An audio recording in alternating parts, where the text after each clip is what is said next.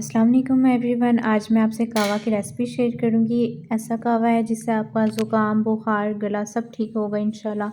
आपने ये ज़रूर ट्राई करना है, फुल वीडियो देखनी है।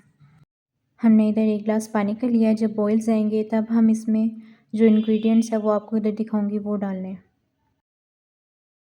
जी, हमने इधर 2-3 लौंग और 3-4 दालचीनी, 2 पीसीस गुड़ के और 2-3 गार्लिक और 3-4 पीसीस अदरक के।